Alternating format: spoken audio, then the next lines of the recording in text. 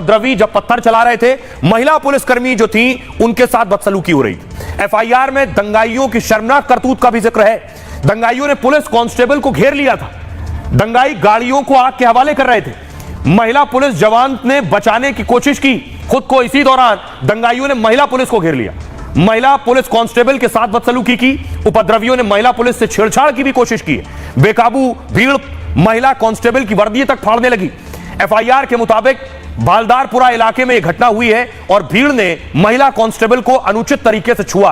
अंधेरे का फायदा उठाकर भीड़ ने वर्दी खींचने की कोशिश की है और कांस्टेबल के साथ ही पुलिस वालों ने महिलाओं को भीड़ से बचाया है। साथ ही कांस्टेबल को सुरक्षित स्थान पर लेकर गए और एफआईआर के बाद इन उपद्रवियों की तलाश हो रही है। दोषियों के खिलाफ सख्त एक्शन की भी तैयारी है। सोचिए उस वक्त मंजर क्या था। खुद स्थानीय महिलाएं बता रही हैं कि वो किस हालात से गुजर रही थी। पुलिस इंस्पेक्टर के ऊपर भी हमला हुआ है। जो हमें सिक्योरिटी दे रहे हैं वही खुद सिक्योर नहीं है, तो हम कैसे सिक्योर रहेंगे।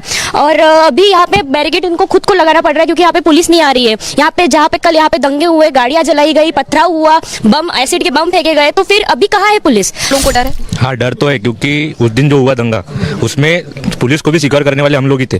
पुलिस को पथराव कर रहे थे, उनको भी बचाने वाले हम लोग ही थे। पुलिस ही सिक्योर नहीं तो हम किसके भरोसे यहाँ पे छोड़ के जा सकते एरिया। आप लोग अपना काम छोड़ करके यहाँ पे बैठ करके अपनी गली की रखवाली कर रहे हैं? बिल्कुल मैम, 2 दिन हो गए मैं ऑफिस में नहीं गया हूँ। ऑफिस में क्या बोलूँ, ऑफिस के जो देख रहे हैं उनको तो पता ही है लाइव यहाँ पे क्या शुरू है। हम लोग पूरा काम धंधा छोड़ के, हमारी दुकानें छोड़ के हम लोग इधर बैठे गली के। आप देख ही सकते हैं ना, आप देखो ना वहाँ पे पूरी बैरिकेडिंग लगी, हमने वहाँ पे बैरिकेडिंग लगाई हुई है। डर कभी भी कोई भी आ सकता है। उस दिन भी देखे हमने खूब पथराव हुआ था। हम लोग नहीं होते थे, सब गाड़ियाँ जल गई होती उस टाइम। हम लोग जब रिटर्न उनके ऊपर दौड़े तब वो थोड़ी भीड़ कंट्रोल में जैसा हुई, पर हुई नहीं, पथराव खूब हो रहे थे। हजारों की पब्लिक दिख रही है उनकी, जैसे ही घर के अंदर आ रही मैं वो पूरे लोग गली के अंदर घुस के सारी ये तोड़फोड़ कर रहे हैं, गाली गलौज कर रहे हैं। तो इससे एक डर है अभी भी मन में कि वो लोग फिर से कभी भी आ सकते हैं। अब देखिए नागपुर पुलिस एक्शन ले रही है, उन सारे चेहरों की पहचान कर रही है और उनकी गिरफ्तारियां कर रही है, दबिश दे रही है बाकायदा। ये तस्वीर आप देख रहे हैं जिन लोगों को उठाया गया है। लगातार गिरफ्तारियां हो रही हैं, रोज गिरफ्तारियां हो रही हैं जिस दिन से हिंसा हुई है, क्योंकि उस हिंसा में बहुत से युवा भी शामिल थे जिनकी उम्र 18, 19, 20, 21, 22 साल के युवा थे। वो पत्थरबाजी भी कर रहे थे, लाठी डंडे भी चला रहे थे, गाड़ियां भी तोड़ रहे थे।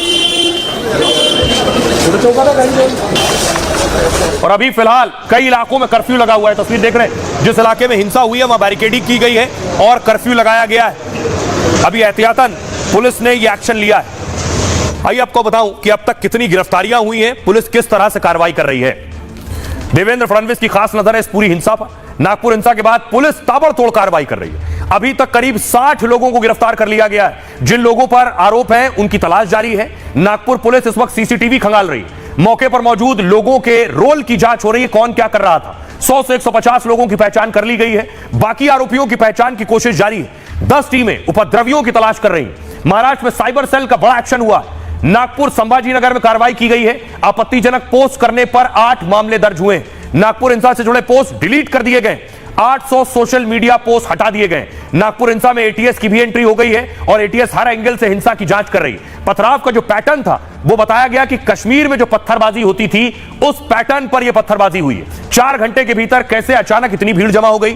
हमले के लिए आसपास के पत्थरों का इस्तेमाल हुआ है। भीड़ ने पुलिस को भी टारगेट किया है और इसी वजह से कश्मीर स्टोन पेल्टिंग के एंगल से जांच हो रही है। क्या कोई व्हाट्सएप ग्रुप था, उस व्हाट्सएप ग्रुप पर भड़काया गया और उस ग्रुप के जरिए अचानक सैकड़ों लड़के आकर पत्थरबाजी करने लगे। अब आपको मिलवाने जा रहा हूं जिस डीसीपी पर हमला हुआ था, जिनके हाथ पर कुल्हाड़ी लगी थी, वो डीसीपी को आप देख रहे हैं। सुनिए जरा डीसीपी क्या कह रहे हैं। हमारे सहयोगी ने डीसीपी की पत्नी से भी बात की कि हिंसा में डीसीपी घायल हुए, उनकी पत्नी भी फिक्रमंद और चिंतित थी। सुनिए।